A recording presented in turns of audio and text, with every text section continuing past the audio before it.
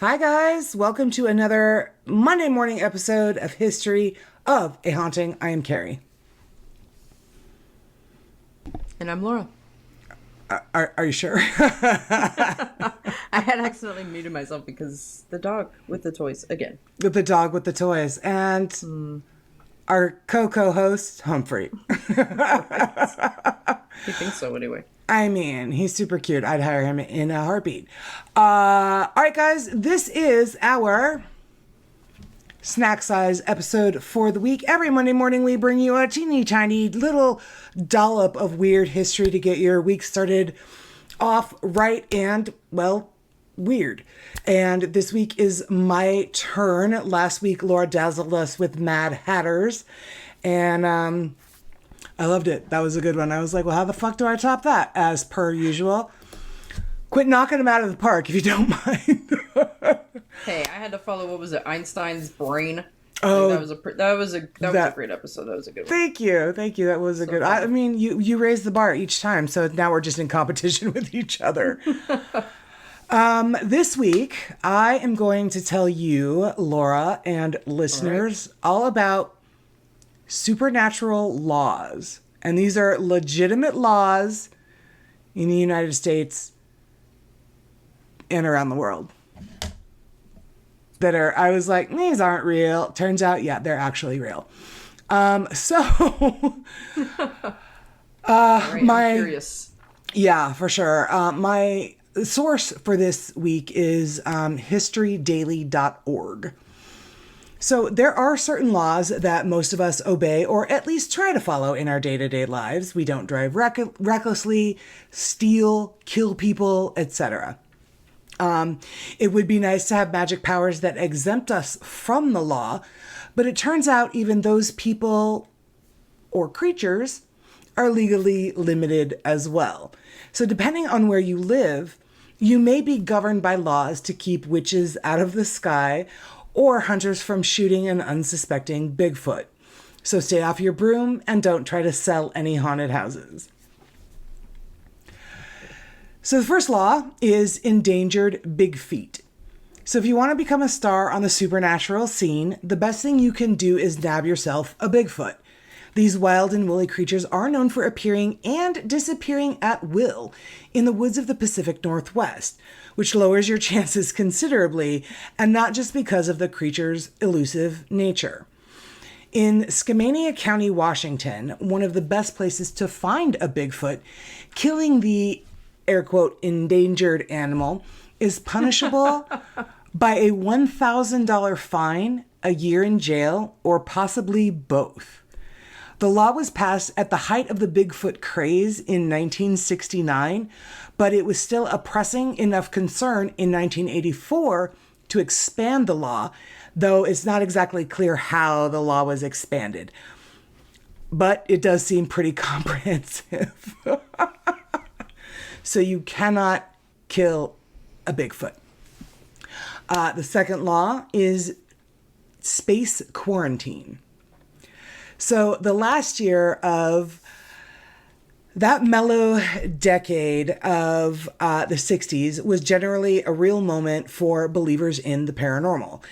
Anyone coming to Earth between 1969 and 1977, primarily Terran astronauts, but theoretically, quote, any person, property, animal, or other life form or matter who or which has been extraterrestrially exposed was forced into strict quarantine to, quote, guard the Earth against any harmful contamination resulting from personnel, spacecraft, and any other property returning to the Earth after landing on or coming within the atmospheric envelope of a celestial body.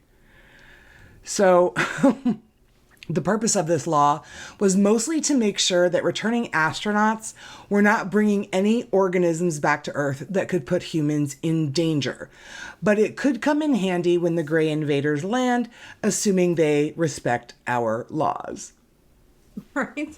Sorry, you guys gotta go in this tent real quick. Right? The next law... So did they quarantine everybody when they came back? You know, it didn't say. It does appear that They did, especially when they came back from landing on the moon. They wanted to make sure that they weren't bringing back any weird organisms. And if they were, then of course, then those were collected and kept, I don't know, in some secret bunker somewhere to make sure that it wasn't, going to turn around and eat everybody's faces off, I guess. All right. Makes sense. Yeah. I can dig it. Right? So space quarantine is a thing. I'm just wondering if Jeff Bezos and all of his buddies that are going up there and bobbing up and down for 10 minutes, if they then have to get into a space quarantine, or if they're not going too far out of the stratosphere to make any difference. I don't know. Well, probably not, because they're just not going that far. But they're not going that far. Maybe the Dick spaceship has a prophylactic we don't know about. I mean, maybe it does. Protected. Maybe, yeah. The next law is no fake witches. So, unlike most supernatural phenomena, witchcraft has a long history with the law, as we know, with that whole stake burning thing. That whole trial thing. That whole thing. Yeah. But it wasn't limited to Salem, Massachusetts. I love a good Tudor England story. So in 1542, Henry VIII passed an act which defined witchcraft as a felony. Anyone caught conjuring spirits, invoking anything from beyond, or carrying out sorcery could have their goods and valuables confiscated. So by 1597, a conviction of black magic could mean a death sentence, which, not surprising. Intriguingly, the number of witch-related crimes dropped following a third witchcraft-related act in 1604, which forbade the use of torture to extract confessions.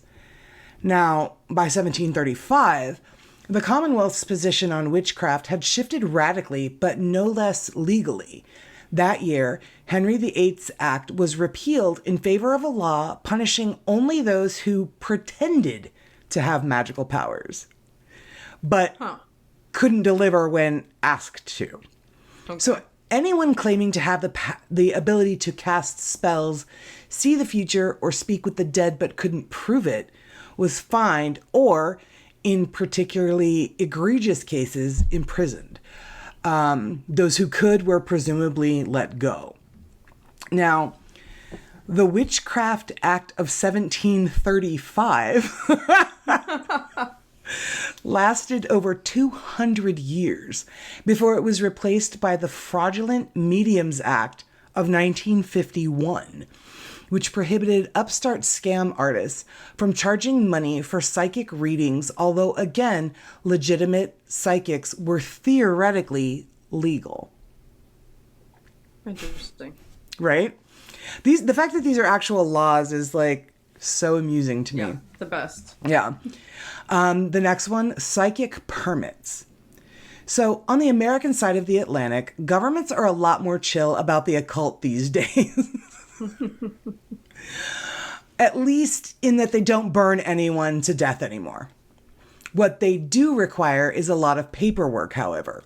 If you want to set up a fortune-telling practice in San Francisco, which is where you'd want to do that, you're gonna need a permit. That extends to all manner of mediumship, from tarot reading to necromancy. The good news is, once you have the permit, you can speak to the dead however you like. You can remove curses, deliver prophecies, perform general medium work, practice astrology, and read palms. The bad news is, if you don't actually have the ability to tell the future by speaking with the dead, you still have to get a permit. The next one is Haitian zombies. Now, when you hear the word zombie, you probably think of the undead former humans with a hunger for brains. But that's not the kind of zombie that Haiti was interested in legislating in 1883. It was believed in the voodoo tradition that a practitioner could induce a zombie-like state in their target through magic. And although it was almost definitely just poison, it was such a big problem that Act 426 decreed that anyone using, quote, substances which, without giving death, will cause a more or less prolonged state of lethargy could be tried for murder. Oh, wow. right? Yeah. And So no more roofies. No more roofies, guys. The last one is my favorite, the haunted house law. So nobody wants to live out the Amityville horror, right? That's why 9 states require real estate agents to disclose any deaths that have occurred on the property. And some states specifically require disclosure of any, quote, unnatural desks. Desks? No. Desks? Really? I hate those unnatural desks. The plywood, it's just disturbing. Right. Unnatural deaths. For example, those most likely to cause a haunting. Now, California requires the disclosure of both the number and manner of deaths on the property, but only those that occurred within the previous 3 years, as ghosts are famously respectful of statutes of limitations. Right. And if that were the case, David Oman would not have an infamously haunted house. Right.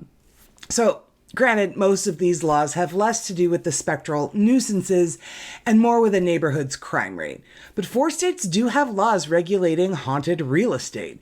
In New York, a home, which, by the way, was where the Amityville house was located, a home sale can be rescinded if the seller, quote, creates and perpetuates a reputation that the house is haunted and doesn't explain that to the buyer. The same goes for New Jersey, but only if the buyer asks. So be sure to bring it up constantly on your Garden State house hunts. Nobody's actually going to think you're weird. On the other hand, Massachusetts and Minnesota state law explicitly allows anyone to sell you a haunted house, no disclaimer necessary. It's always cold there anyway, so how will you even know? Right. And that are the legit supernatural laws here and in England. Those are great. Thank you. Yeah. Super fun.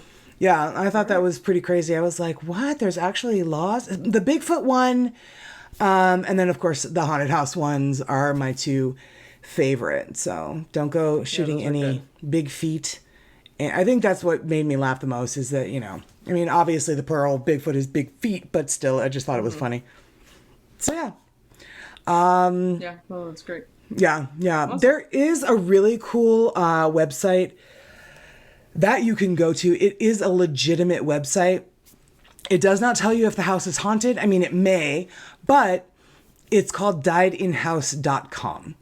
And for a fairly cheap subscription, I think it's like $2.99 a month, you can plug in any address in the United States that you may be thinking of buying, and then they have done all the research and they will tell you if anybody has died in that house. Wow. Yeah, it's diedinhouse.com. So if you guys want to check that out, if you're bored at work at all this week, go ahead and look that up. Plug in some addresses. Check out your own house. How shocked would you be? Ignorance is bliss. Right. I don't need to know. Right. Or buy new build like me. Anyway, guys, that is your weird story to start your week off. And we will see you next week. We have just been in Gettysburg, so we're going to fill you in on all of that wonderful goodness on this weekend's upcoming episode. Until then, stay safe out there because you never know who or what feet are listening. Bye, guys. Have the week you'll have.